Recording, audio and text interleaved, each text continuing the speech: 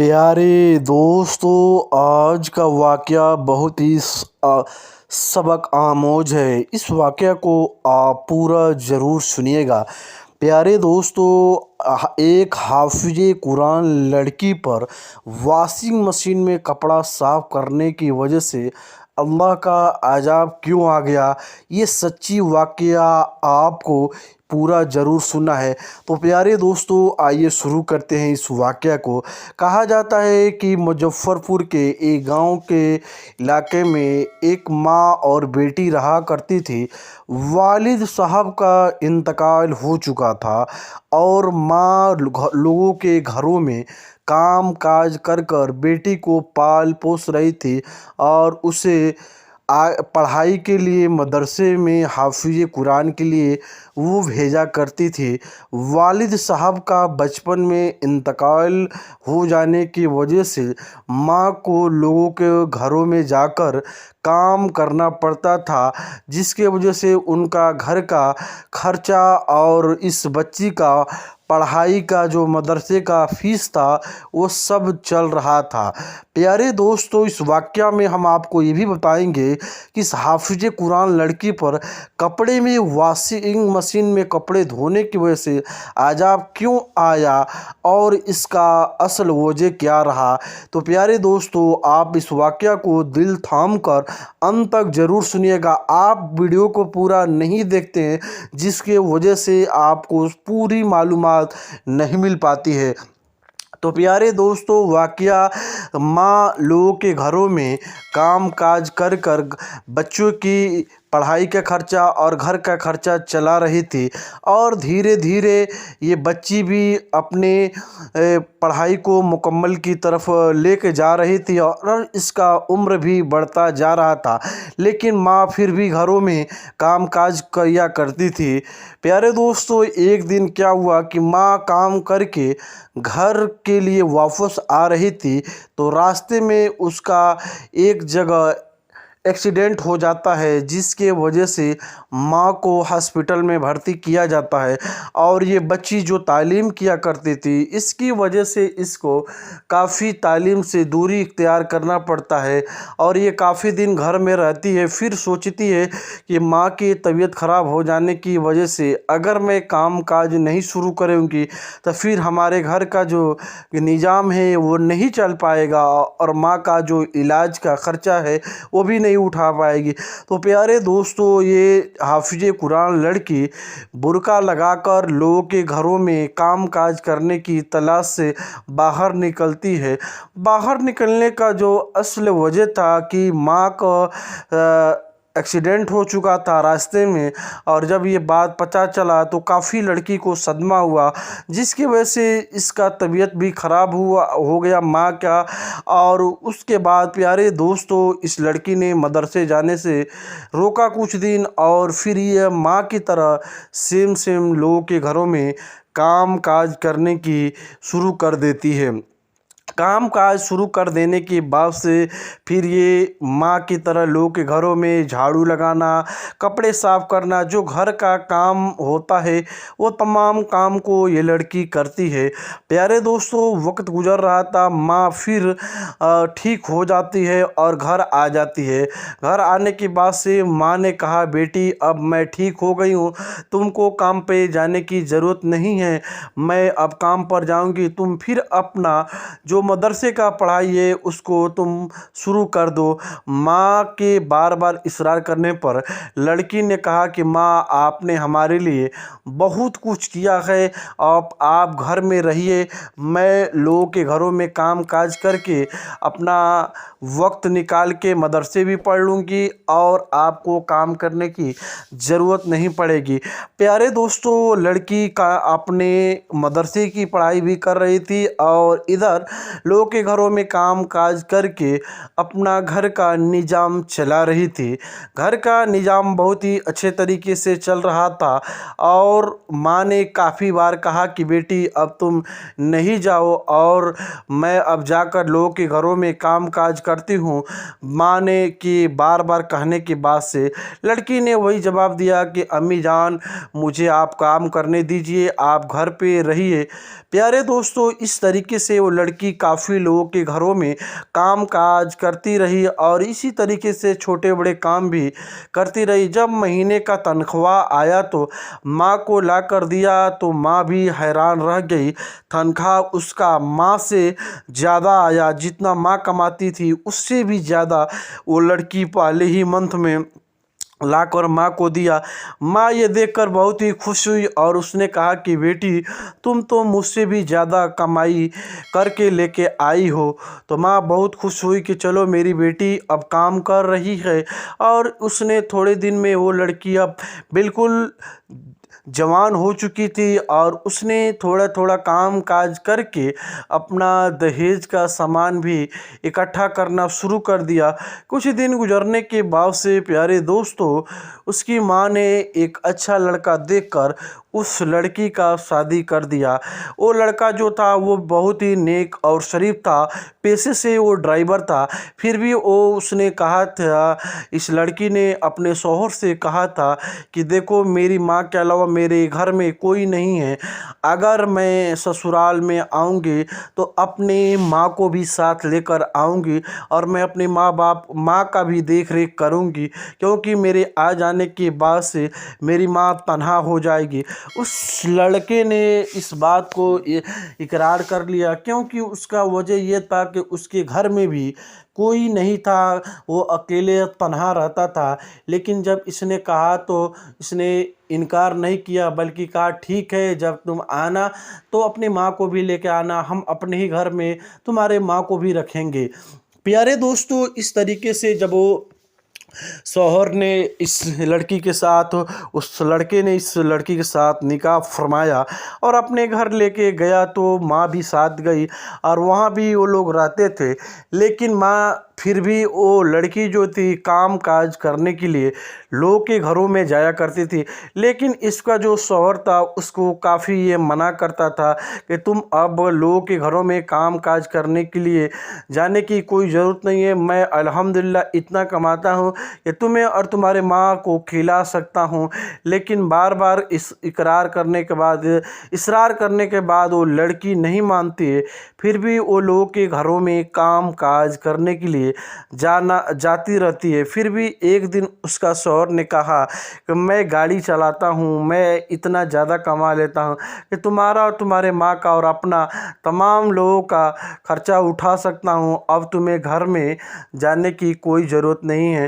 प्यारे दोस्तों, शौहर काफ़ी समझाता रहा कि अब तुम्हें काम करने की कोई ज़रूरत नहीं है, अब तुम मेरे घर आ गई हो और मैं गाड़ी चलाता हूँ, इतना मैं ज़रूर कमा लेता हूँ कि मैं सबका खर्च उठा सकता हूँ। लेकिन प्यारे दोस्तों, शौहर काफ़ी समझाता रहा। अल्लाह तबारक ताला ने उस लड़की को एक औलाद से नवाजा। शादी की काफ़ी मुद्दत हो जाने की बाद से अल्लाह तबारक ताला ने मुझे एक औलाद से नवाजा। वो भी लड़का बहुत ही नेक और शरीफ हुआ। धीरे धीरे वो भी उरूज उनके घर में आगे बढ़ता रहा। और प्यारे दोस्तों, आखिरकार एक दिन ऐसा आया कि उस लड़के ने जाकर अपने वालिद को बताया कि अम्मी का इंतकाल हो गया है। जब ये बात माँ और उस लड़के ने सुना तो वो लोग हैरान और परेशान रह गए। प्यारे दोस्तों, जब इस तरीके की बात सुने शौहर और माँ ने तो बिल्कुल रंजीदा और गम हुए और जाने की बात से पूछते हैं कि तुम्हारी बेटी का इंतकाल हो चुका है। और माँ इतने सदमे में चली गई थी, शौहर इतने सदमे में चले गए थे कि इन लोगों का इस बात का बिल्कुल ख्याल नहीं रहा। प्यारे दोस्तों, इस लोग इतने सदमे में थे, फिर तमाम मोहल्ले के लोग इकट्ठा हो गए।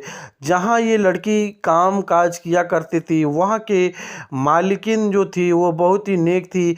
वो जब भी जाती थी काम काज करने के लिए लोगों को घरों में, तो कपड़े सफाई किया करती थी। लेकिन इसका जो इंतकाल हुआ उसका असल वजह यह था कि कपड़े ये सफाई कर रही थी और वो बिजली के करंट लगने की वजह से इसका इंतकाल हो गया। और इसका खबर जब जैसे ही इसके बच्चे को पड़ी थी, इसने अपने बाप और अपने माँ को बताया। यानी लड़की को माँ को बताया ये लड़का, तो प्यारे दोस्तों ये लोग बिल्कुल हैरान परेशान रह गए और इतना सदमे में आ गए। सदमे से जब बाहर आए तो देखा कि काफ़ी लोग हमारे घर के आसपास में इकट्ठा हुए हैं और जिस मालिकिन के यहाँ ये काम काज किया करती थी वो इसके ऊपर काफ़ी भरोसा किया करती थी और इसने तनख्वाह भी ज़रूरत से ज़्यादा कमाना शुरू कर दिया था। माँ ने काफ़ी बार उससे पूछा कि बेटी तुम बहुत ज़्यादा कमा कर लेके आती हो, तो हर बार यही कह देती थी कि माँ मैं छोटा मोटा काम भी करती हूँ जिसकी वजह से मेरा तनख्वाह डबल आता है। प्यारे दोस्तों जब उसको बिजली के करंट लगने की वजह से वॉशिंग मशीन में कपड़े डाल रही थी उसी वक्त उसका इंतकाल हो गया। लेकिन इंतकाल इस आलम में हुआ था कि वो करंट लगा था और वो वॉशिंग मशीन में वो लड़की चिपक चुकी थी। काफ़ी बार उसको वॉशिंग मशीन से इसके जिस्म को दूर करने की कोशिश किया गया, लेकिन हालात इस तरह ख़राब होता गया कि आखिर वो वॉशिंग मशीन से इसका जिस्म अलग नहीं हो पा रहा था, जिसके वजह से काफ़ी लोगों ने इसको कोशिश किया कि जो वॉशिंग मशीन से इसका जिस्म अलग किया जाए। प्यारे दोस्तों इस तरह की वाक़या जो पेश आया तो वालिद को और माँ को लोगों ने पूछा कि आपकी बीवी और आपकी बेटी कैसी थी? माँ से बेटी कहते थे और शौहर से कहते आपकी बीवी। तो दोनों लोगों ने बस एक ही जवाब दिया कि मेरी बेटी बहुत ही अच्छी थी और ये शौहर कहते थे कि मेरी बीवी बहुत ही नेक और शरीफ थी। इस तरीके से उसका जिस्म उसके साथ लगा रहा। लेकिन लोगों ने मशवरा किया कि आलिम साहब से पूछते हैं कि आखिर इसका असल वजह क्या है। आलिम साहब को जाकर बुलाते हैं गांव के लोगों ने।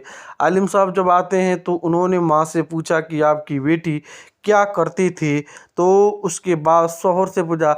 शौहर ने यही जवाब दिया कि मेरी बीवी बहुत ही नेक और शरीफ थी और उसने कोई भी गुनाह नहीं करती। माँ ने यही बात कहा कि वो कोई भी गुनाह नहीं करती थी बल्कि वो बहुत ही नेक और शरीफ लड़की थी। और इस तरीके से इन दोनों लोगों ने शौहर ने और माँ ने इमाम साहब को ये तमाम बातें बताई। इमाम साहब फिर भी वो पूछने से मुतमईन नहीं हुए, कहा कि नहीं असल वजह क्या है। जब फिर उसके बाद प्यारे दोस्तों ये घर बात होती है और हो जाने के बाद से फिर इमाम साहब कहते हैं कि मुझे उस जगह ले चलो जहां आपकी बेटी आप काम किया करती थी। इमाम साहब जब मालिकिन के घर आते हैं तो देखते हैं कि काम कहाँ किया करते थे। मालिकिन ने पूछा कि क्या बात है, ये कैसा इनकी बेटी काम किया करती थी। तब मालिकिन ने असल वजह बताई कि इमाम साहब से कहा कि मैंने कपड़े दे दिया करती थी अपने शौहर का, अपने बेटे का कि लो इसे वॉशिंग मशीन में डालकर सफाई कर देना और इसका हाथ से कपड़ा साफ़ भी बहुत अच्छा होता था। मैं इसे बहुत ही पसंद किया करती थी। लेकिन मैंने एक दिन इसे छुप कर क्या देखा कि मैं इसको कपड़े अपने शौहर अपने लड़के का दिया तो उन लोग मेरे शौहर और मेरे लड़के की जेब में पैसा रहता था, तो ये कपड़े को चेक करके उसको वॉशिंग मशीन में डालती थी। लेकिन इसकी वजह से इसने एक बार भी मुझसे वो पैसे का जिक्र नहीं करती थी, ना ही वो पैसे लाकर मुझे देती थी। जितना ही पैसा मेरे शौहर के कपड़े में से मिल जाता था या मेरे बच्चे के कपड़ों में से मिल जाता, वो तमाम पैसों को ले लेती थी। मैंने एक दिन इसे छुपकर ऐसा करते देखा। तो प्यारे दोस्तों उसको ये ऐसा नहीं करना चाहिए क्योंकि पैसा किसी और का था और उसे मालिकिन ने ये भी कहा कि अगर तुम्हें पैसे की ज़रूरत थी तो मुझसे तुम मांग लेती, मैं तुम्हें पैसे दे देती। लेकिन उसने मांगने का कभी भी सवाल नहीं किया और इसका आदत और मामूल ऐसा ही रहा कि जब भी मालिकिन कपड़ा देती थी कि लो इससे सफाई कर दो, ये मेरा शौहर का है, ये मेरा लड़के का है, तो ये इस कपड़े को बार बार चेक करती कि उसमें से कुछ मिल जाए।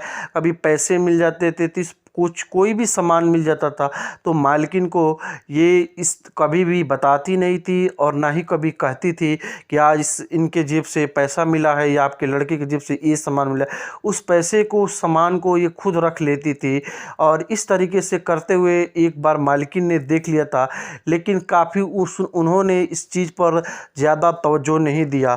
और इसी आलम में उसका जब कपड़े डाल रही थी तो करंट लगने की वजह से इंतकाल हो चुका था और उसको काफ़ी बार हटाने की कोशिश किया गया, वॉशिंग मशीन से अलग करने की कोशिश किया, लेकिन नौबत यहाँ तक आ गई कि लोगों ने काफ़ी कोशिश किया लेकिन वो निकल ना सका, वो अलग ना हो सका। और इसका जो सबसे बड़ा असल वजह था कि ये कपड़े सफाई तो बहुत अच्छा करती थी, लेकिन मालिकिन के घर से जो भी कपड़े देते थे सफाई करने के लिए, उसमें जो भी पैसे निकलते थे, कोई भी सामान निकलते थे, उस चीज़ को कभी भी ये मालकिन से जिक्र नहीं करती थी, बल्कि उस पैसे को लेकर अपने पास रख लेती थी, जो एक तरह से ये कहा जाए तो दूसरे की अमानत में ख़यानत करती थी। क्योंकि मालकिन ने इसे विश्वास के तौर पर अपने कपड़े को सफाई करने के लिए दिया था, तो कोई भी चीज़ निकल जाता है, पैसे या कोई भी चीज़, तो उसको मालकिन को दे देना चाहिए, लेकिन ये उसको नहीं दिया करती थी, बल्कि अपने पास रख कर इसने चंद महीनों में काफ़ी पैसे इकट्ठा कर लिए। और ज़्यादा पैसे आ जाने की वजह से माँ भी बहुत बार सवाल करती थी कि तुम्हारे पास इतने पैसे कहाँ से आते हैं, तो वो बार बार यही कह देती कि माँ मैं छोटे मोटे काम करती हूँ जिसकी वजह से मेरा तनख्वाह ज़्यादा आ जाता है। तो प्यारे दोस्तों, उसको जो इंतकाल हुआ था, उसने करंट लगने की वजह से उसको इंतकाल हो चुका था और जो जिस्म अलग नहीं हो रहा था वॉशिंग मशीन के, उसका सबसे बड़ा वजह यह था कि ये लोगों के अमानत में ख़यानत करती थी, कपड़े सफाई करती थी, सब काम अच्छा करती थी, लेकिन कोई भी चीज़ मिल जाता था कपड़े में से वो ला कर देती नहीं थी, जो एक बहुत बड़ा ये गुनाह है कि आपको कोई भी आदमी मुलाजिमत के तौर पर रखा है और आप उनके घर काम करते हैं, कोई भी सामान चीज़ मिल जाता है जो आपका नहीं है, उनके घर से मिला, तो आपको चाहिए कि उनको दे दें या उनसे मांग ले। इस तरीके से करना ठीक है। और आप किसी के घर काम करते हैं, साफ़ सफाई का काम करते हैं, उनके घर का कोई भी सामान चीज़ मिल गया और आपने नहीं बताया और आपने रख लिया, तो एक तरह से ये करना गलत है और एक तरह से आप चोरी के मामले में आएंगे। क्योंकि अगर आप घर के मालिकिन अगर आपको चेक कर लेती है और आप पकड़े जाते हैं तो आपका गिनती एक चोरों में होगा, ना ही कि नौकर में। तो प्यारे दोस्तों, इस वाक़या सुनाने का हमारा मकसद ये है कि कोई भी आदमी किसी के घर काम करता है तो उसके घर में ईमानदारी से काम करना चाहिए, क्योंकि मालिकिन तो एक बार देख लेती, लेकिन अल्लाह तबारक ताला हमें और आपको हर वक्त हर हाल में देख रहा है। तो हम दुनिया के नज़र से बच सकते हैं, छुप सकते हैं, लेकिन अल्लाह के नज़र से नहीं बच सकते हैं। हमें अपने मौला के बारगाह में अपने हर बातों का, हर चीज़ का हिसाब देना है। तो प्यारे दोस्तों, आप भी कहीं भी काम कीजिए, किसी के घर में काम कीजिए, बिल्कुल ईमानदारी से साथ कीजिए और ईमानदारी से काम किया हुआ अल्लाह तबारक ताला उसमें बेहिसाब बरकत से नवाजता है और इस तरीके से आप बेशुमार दौलत इकट्ठा कर सकते हैं ईमानदारी से। तो प्यारे दोस्तों, मैं हूँ आपका दोस्त मोहम्मद इम्तियाज़ रज़ा। दुआओं की गुजारिश करूँगा। अस्सलामु अलैकुम व रहमतुल्लाहि व बरकातुहू।